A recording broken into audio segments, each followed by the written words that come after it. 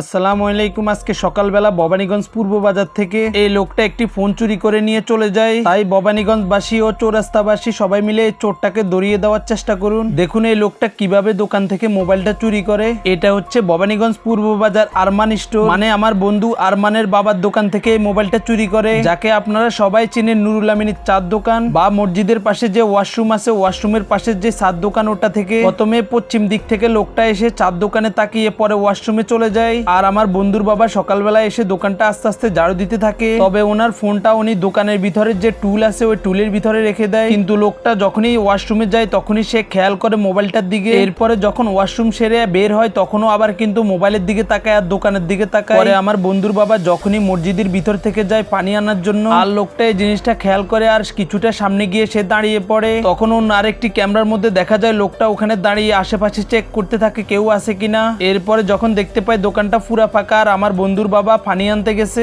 এই সুযোগে লোকটা আবারও দোকানের ভিতরে চলে যায় আর সোজা গিয়ে মোবাইলটা নিয়ে ওখান থেকে সোজা পশ্চিম বাজারের দিকে চলে যায়। তবে আপনারা কেউ যদি এই লোকটাকে চিনে থাকেন অবশ্যই সম্পূর্ণ ডিটেলস কমেন্টে দিয়ে দিবেন। আর আপনাদের কাছে একটা অনুরোধ রইল, সবাই এই চোরটাকে ধরিয়ে দেওয়ার চেষ্টা করুন। তাই বেশি বেশি করে ভিডিওটাকে শেয়ার করুন যাতে করে সবাই এই চোরটাকে ধরতে পারে।